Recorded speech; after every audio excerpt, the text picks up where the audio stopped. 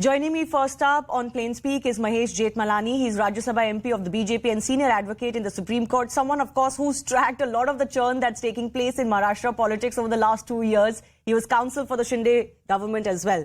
First up, let me ask you, Ajit Pawar has said today on record that there were many attempts to align with the BJP under Sharad Pawar, even going as far back as 2014.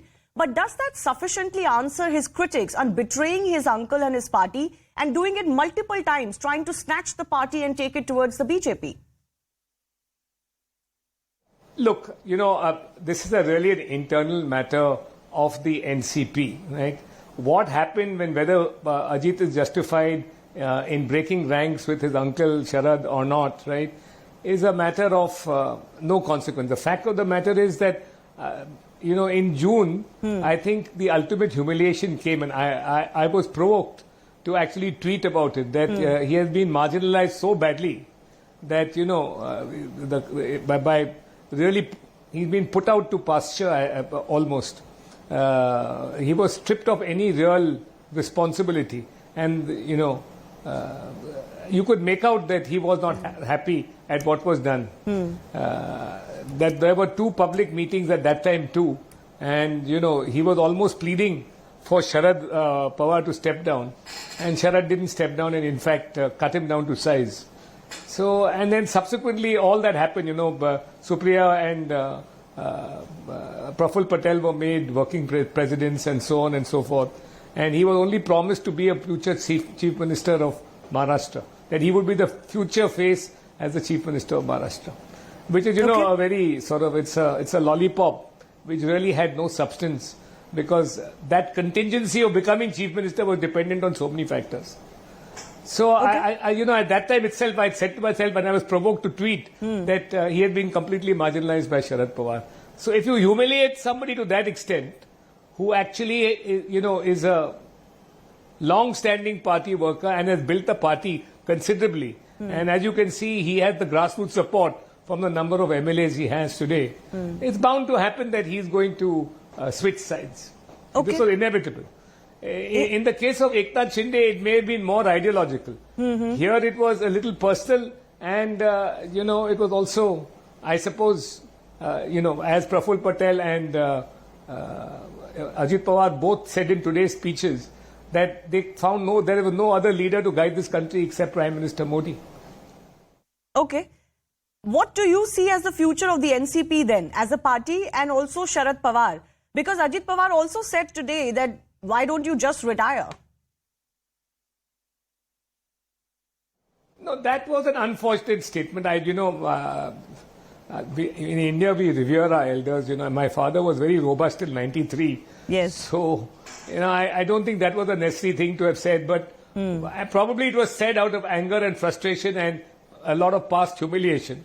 But so long as you have life and energy, you are entitled to remain in public life. If you can contribute, you're still robust. And everybody knows that Sharad Pawar is a very canny politician. So he has a right to continue and fight the NCP battle if he wants to. It's a losing battle. And coming to your question of what is the future of the NCP, I think that Sharad Pawar, for all his wiliness and his political acumen, is going to find this an extremely uphill task, because as you can see, by and large, the bulk of the party, except the die-hard loyalists, even Praful Patel has gone. Left. So, it's an uphill task, and while one shouldn't disparage somebody's age, 83, you are now in the evening of your life. So,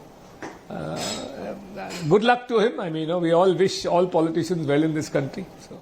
You called him a wily politician. One question that arises, Mr. Jethmalani, and you've kind of seen this churn happening for the last 2 years when the Shinde faction breakup was happening, is that Praful Patel says it, Ajit Pawar says it, that Sharad Pawar has always been wanting to go with the BJP, and discussions have been held for a very long time. Now, if that was true, if he wanted to go with the BJP, why would he do this shadow boxing? Why will he fight it out if he really wanted it?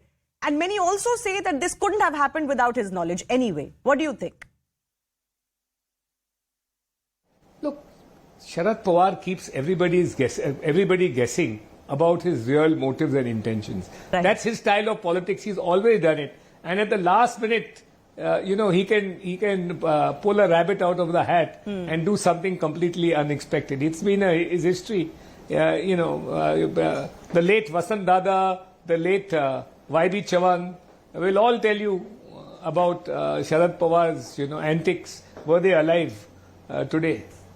So at the last minute he helped. I must say, at that time he helped in making sure that Sonia Gandhi was not made the Prime Minister of this country. I think in 1998 or 1999. It was 1998. Yes. So he can do anything. He can do and he always keeps one foot with every option. Is one foot in every camp and option.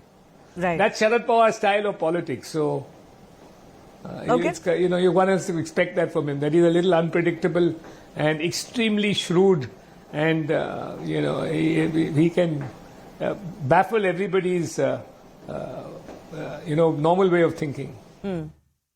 I want to ask you, Mahesh Jethmalani, because you're from the BJP, you fought some of these legal battles for them. Don't you think overall the BJP tactics to continue in power, and I say that because there is this disqualification sword hanging on the Shinde MLAs, don't you think the tactics to continue to stay in power, aligning with whoever comes their way, are rather dirty, the way that it is playing out? Look, I am not one to talk about morality in politics. I'm a member, but politics is about the acquisition of power, and so long as it's within the four corners of the law, I suppose all's fair in electoral politics and the making of governments. So, there are some things which do disturb you, but in politics you get used to it. So it's more about. It is about every party practices Sam, Dam, Dand, Bhed. So, I don't think that we should pick out the BJP for anything. And here, in this case, right, the BJP didn't, these people wanted to go to the BJP.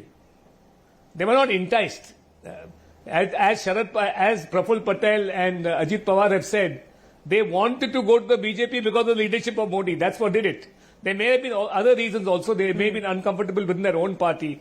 And in the case of Ajit Pawar, obviously his humiliation within the NCP. But they all found that their future in politics lay with the BJP. So if they want to come, and as far as the BJP is concerned, there's an accretion of strength. How can you blame the BJP? It becomes an accretion of strength, and it helps them to demolish an old foe. Demolish an old foe. A lot of people in the BJP are talking like that. But is it just accretion? Because many feel that the BJP saw what was coming, which is the disqualification of the Shinde MLAs, 16 of them, and that is why they have done this, because they possibly saw that their government could be in danger, or at least the current ministers could be in danger. The speaker has to decide. He had to do some preliminary inquiry as to who was the whip at the relevant time as per the judgment of the Constitution bench. So he had to first undertake that task and then proceed to give notice and give them time to file replies. So I don't know what state. I can't speak for the speaker. I haven't been here in India for the last month anyway. But that battle, and by the way, it's not the disqualification of just the Eknath Shinde MLAs. It's also the disqualification of the Uddhav Thackeray MLAs. Don't forget, their disqualification petitions also have to be disposed of by the speaker. There's some feeling that this is a very one-sided disqualification battle. It's far from one-sided. Okay. The speaker's decision may well turn out to surprise everybody else, whatever it may be. I can't second guess it. No, the question that I was fundamentally getting at is that, the BJP seems to have brought on Ajit Pawar because of what they felt could happen to the Shinde faction. But now they've got another problem, because reports are emerging that Shinde faction itself is now upset. Haven't they ended up rocking their own boat? No, I don't think so. I mean, look. Eknath Shinde's group left for ideological reasons. Of course, they may have some apprehension that now a new faction of another party has come in, and of course there will be the question of positions, cabinet positions, and others, right? That will cause some uneasiness, and will have to be sorted out and hammered it out. But I think the three groups, the BJP, the Eknath Shinde faction, and as also the the new NCP faction is certainly going to be progressing smoothly. And by the way, Shivani, this has nothing to do with any insecurity or instability on the part of that may be a narrative now being created. But the idea is for the 2024 elections. This was a move by the 30 plus MLAs of Ajit Pawar to come to the BJP. It was not an induced move by the BJP. They have come voluntarily. They wanted to come. They realized that their NCP party had no future. The MVA alliance was, for all practical purposes, dead.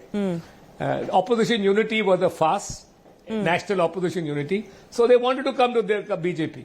And as far as the BJP is concerned, as I said, any accretion of strength for the 2024 elections, this demolition of two parties, right, gives them a very strong prospect of getting all 48 parliamentary seats in 2024 in the state of Maharashtra. Right. I think that's the game. There's no other game. There's no fear of instability. There's an ambition to maximize their parliamentary seats in the 2024 elections. All right. Fair enough. As they say for the BJP, it's always in poll mode and, nobody really sees it coming. But I do thank Mahesh Jethmalani for joining us.